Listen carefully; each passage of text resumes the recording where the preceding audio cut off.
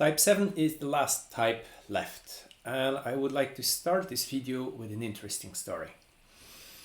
When Valerie and I organized our first focus group, we were looking for people who were willing to commit to 9 consecutive weekly meetings of 1.5 hours each. And in most groups, we had about 8 to 10 people, and maximum 1 or 2 dropped out through the process. But we got a huge response from Type 7, and we started off with 12 people. But by the time we got to week 6, there were only 3 sevens left. And you may believe this is because they tend to be non-committal and because they may sometimes be superficial to their undertakings. But there's something else. Initially, the discussions were light and full of fun, as one could have expected from sevens. But when sevens start talking about their deep experiences and their vulnerability with sex, they become very heavy and very erratic. There is a lot of suffering inside which they just try to cover, and taking a deep dive for self-reflection was clearly not easy and no fun. Still, there are quite some things we can say about the approach of Type 7 to sex and sexuality. So let's start with this dichotomy between fun and heaviness. Sevens want to have a fun time in whatever they do. And sex is definitely an area where this can often be found and achieved. Sevens tend to have little shame about sex, and they don't want to associate any negative emotions to it. Sex can easily be Epicurean, playful, very entertaining. So it's actually unlikely that a 7 will allow his or her sex life to be boring. Interestingly, they may complain that after a while, sex with their partner becomes boring, but they're not necessarily doing anything themselves to bring in more variation. 7s like to laugh, they can be silly in bed, and they may like to go for some practical jokes and teasing. So for example, a female 7 may sit on top of her male partner in such a way he just cannot penetrate her. Or 7s may firmly close their lips when the partner tries to give them a French kiss. This is their way to keep it light-hearted and fun. And some partners may like this, and others may completely dislike it because there's no intimacy, there's no emotion, there's no depth. As I already said in the motivations of sex for Type 7, sex is one of the few areas in life where adults can still permit themselves to play. And the only purpose of playing is playing itself. So for 7s, it's very much playing without having real expectations, because having expectations just leads to suffering. And it doesn't mean that 7s don't have any expectations, they just try not to think about them. So a 7 may not have the expectation of an orgasm, and on the surface will not mind if the needs are not met, but deep below, this may be a source for some major frustration they need to run away from. So if there is no orgasm, they will still consider sex is to be fun playing. But there's often a sense of seeking some kind of forced happiness in sex. Very important though is that the 7 can only have fun if the partner is also having fun, because they don't want to face any negativity or emotions and feelings. This fear of negative emotions is related to their fear of losing their freedom, of being suffocated, of being limited, of losing autonomy. 7s don't want to live in a cage. And for some, this can lead to non-monogamy or polyamory, but it can also show up in more subtle ways, like the desire for variety, experimentation and playfulness. And in casual sexual relationships, some 7s may only want to go to the place of their lover so they can decide themselves when they want to leave. They're not bound to somebody else. I already touched upon this lack of intimacy, depth or emotion, and indeed this drive for fun can easily give a feeling or a sense of superficiality or shallowness, or it can feel as too much. There's often not much feeling or thinking about sex. They just want to do it, continue doing it, having fun. So very often they replace true intimacy by intensity. Many sevens are not very much interested in cuddling or slow time after sex. Some may want to move to something else after the sexual act. They don't always like the emotional bond in sex because it may go too deep and it doesn't allow them their freedom. And when things don't work out, they do not really want to look deeper into the problems, but they may seek even more distraction or move on to another partner. As a matter of fact, seeking fun in sex is quite often a form of distraction and a way to cover up for heavy inner feelings and often even suffering. Sevens can have some very heavy feelings and thoughts, so sex can help in escaping from them.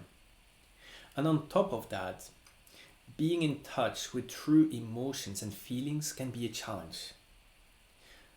Now, most sevens actually crave closeness in a relationship and want to grow old with a partner, but talking about it may be too heavy. Type 7 is a head type. So just like 5s and 6s, sex is very much a mental or a cerebral activity.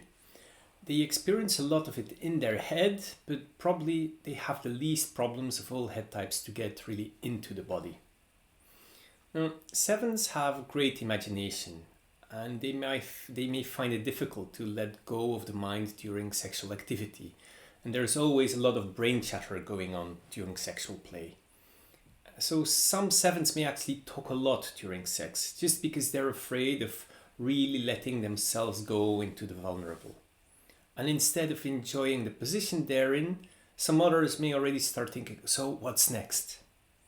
Or if they feel not enough intensity and excitement, they may easily fantasize of somebody else than the partner they are having sex with. So many different cerebral aspects to sex. Now all of this may make them cut off their body and emotions and reduce the quality of the sexual experience itself. The passion of gluttony can be very obvious, as 7s often have a fascination for variety and because they chase peak experiences, constant stimulation and upbeat feelings.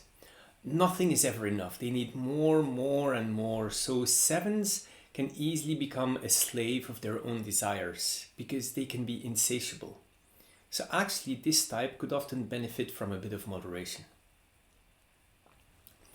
Novelty is very important to 7s. They won't allow themselves to be bored because boredom is a feeling which they dread and fear. Thus, 7s can be very creative. They can be open to experimenting without thinking too much about the consequences, and they may easily feel the need to experience everything. They chase new and exciting experiences. They like to taste everything. They may want to try it all. Different locations, different positions, new ways of giving and receiving pleasure, sex toys, sex swing, visiting a sex club or a dungeon, or going on an exotic travel tied with sex and so on. The gluttony can also be expressed in the frequency of sex, but also in multiple, easy and quick orgasms.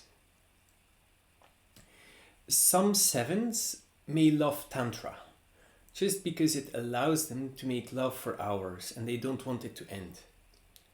For male 7s, ejaculation all too often means like the end of the sexual interaction, and Tantra allows them to postpone this moment. However, this gluttony does not always lead to an active sex life with their long-term partner. On the contrary, some partners of 7s complain about the lack of sex with their 7 because their gluttony takes a different form. In some cases, this gluttony may lead to non-monogamy, as some 7s may like to keep lots of options open and have a variety of lovers. And ending relationships that are no longer serving them can be relatively easy for them, and some 7s cannot sustain relationships for a long time because they get easily bored. So Sevens may not necessarily cheat or be non-monogamous. Instead, they may rather go from one relationship into the other as they get bored and restless. Now, this compulsive urge for novelty is often accompanied by a sense of adventure, risk-taking, and often also with an interest in the forbidden. Many sevens like being naughty, and they like to test or push societal boundaries. Some may remember how they were told as a child that masturbation was sinful, but that made it all the more interesting and exciting. Because breaking the rules creates an adrenaline rush, and it gives the feeling that they can get away with things. So many sevens secretly believe that a forbidden sexual act must somehow be better than a widely accepted one. Now, this doesn't mean that they want to do something illegal. Sure, some may want to have sex in a place where they could be seen and arrested, but they are more interested in doing things that are just socially not approved. Some sevens claim this is not about the desire to violate a rule, and it's not about getting satisfaction out of it, but more about transgressing. It's more about not being restricted, about not being limited in their freedom. It's not that they on purpose want to do something against the rule, because that is something more for type 4. It's more that they often don't have an awareness of the restrictions, or they don't feel inhibited. They want what they want and they don't want to be limited. For some, it can mean fantasizing about some transgression.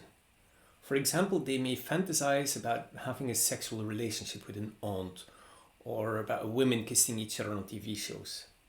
And many sevens just stick to the fantasies, but some others may go even further by acting on it. Of course, this does not mean that all sevens want to transgress. Definitely not. Many sevens may just want to have fun, but they don't want to go too far in taking risks. Now, obviously, this gluttony also comes with some downsides. It may scare the partner, and it may disappoint a seven as it undermines savoring the sexual experience. In general, sevens tend to have challenges savoring, and gluttony can easily lead to superficiality as the depth of the experience is taken away. Before ending this look at the seven's gluttony, there is a very interesting phenomenon that I should mention. There can be moments in the life of a seven when the person is going into the opposite of gluttony, when they go into sexual asceticism. When sevens somehow understand that their gluttony is nothing more than a distraction which isn't really helping, then they may actually decide to take a break. When they feel depleted or when they want to go on a spiritual path, sevens may actually opt for celibacy. Very important in this gluttony is also the self-referencing, even for the social seven to a certain extent. Sevens may pretend or want to give the impression they care a lot about the pleasure of the partner, but in reality they may be preoccupied with their own satisfaction and gratification. They may focus on their own needs, but interestingly still not be in touch with their deep essential desires. There may also even be a certain insensitivity to the feelings of others and the inability to be supportive or generous. So as a result, it can make sevens in the lower ranges of development quite prone to sexual narcissism. This tendency to sexual narcissism explains why some sevens may one moment say sex means everything to them and the next moment that sex is just sex or sex doesn't mean much. In case the seven does not increase his or her level of awareness, this may lead on the longer term to a deterioration of the capacity for getting excited with potential sexual partners. And as a result, they may become sexually inactive and suffer from feelings of frustration and emptiness. They may end up talking a lot to their partner about sex and fantasize together, but not have sex. So most partners may feel very puzzled by this mutual arousing by talking and fantasizing, but then not having sex. As a result of this strong sense of entitlement in sex, sevens are one of the most assertive and intense types. As it's all about them, they often automatically take control and do what they want. Still, this doesn't mean they really take the lead though, because they may be too focused on what they are doing and not on the interaction. One of the consequences of this assertive mode is that many sevens do not feel much inhibition and they're not easily affected by societal values of sexual repression. As a result, quite some female sevens can actually orgasm quite easily, quickly, and often. And of course, we shouldn't generalize too much because from the other side, there may be so much mind chatter that they're not able to focus on the sensations in the body, which makes orgasm more difficult. And of course, their habit of overstimulating the senses may further aggravate this. The other thing is that sevens can be quite intense, and sevens may mistake this intensity for intimacy. This intensity is in the first place in the mind, but it can also travel down to the body. And intensity means they go beyond what feels nice and pleasant and go for maximum excitement and fun. Of course, this high energy and passion for intensity may be expressed through soft biting, squeezing and scratching, which not every partner may enjoy, but sometimes even scare them away. But of course, importantly, sevens don't like to experience any pain or any form of harshness. And finally, this desire for intensity doesn't mean sevens don't like soft or sensual vanilla sex. As a matter of fact, they like to play with a combination of it all. So, let me end this video with some differentiation among the subtypes. The self-preservation seven is probably the most self-referencing and self-centered and has the highest level of entitlement. So as a result, they can be extremely gluttonous or have limited barriers for non-monogamy. Yet they may not chase sex because they're afraid of getting a sexually transmittable disease. Being vulnerable and surrendering to the partner may be the most difficult for this subtype, because establishing an emotional connection can be very difficult. They feel as if they have to choose between love and arousal and may find it challenging to see the two as compatible. They also do not like when their partner is unhappy, as they need a constant positive vibe. The sexual seven is one of the most interesting subtypes of the 27 in my view, maybe because they are almost the opposite of my subtype, which is the self-preservation 6. Type 7 is full of imagination and fantasies. The sexual instinct is about attraction, idealization, what's beyond, and including in the spiritual realm. So whereas a self-preservation 6 may be overly pragmatic and overly rational, the sexual 7 is in the other extreme of irrationality, which may sometimes come across as delusional to people with a repressed sexual instinct. So some sexual sevens may actually even watch porn and perceive these actors as going into some kind of bliss or trance, like a psychedelic trip. Sexual sevens can often sound a bit like the sexual 4 when they talk about this blissful exchange of energy, or when they talk about the spiritual aspects of sex. And you may hear them a lot about being in touch with the feminine and the masculine, and about healing experiences through tantric sex and so on. So sexual sevens are prone to chase some kind of spiritual state through sex, and they may often confuse this blissful effect of the sexual instinct for true presence. The sexual 7 is very focused on the partner.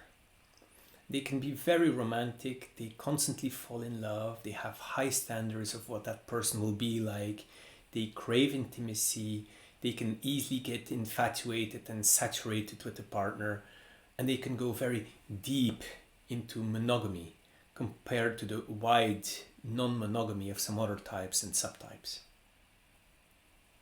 Now, finally, the social 7 is the least self-centered and possibly also less intense than the other subtypes. Their aim is more focused on the harmony of the relationship than on chasing some kind of peak experiences.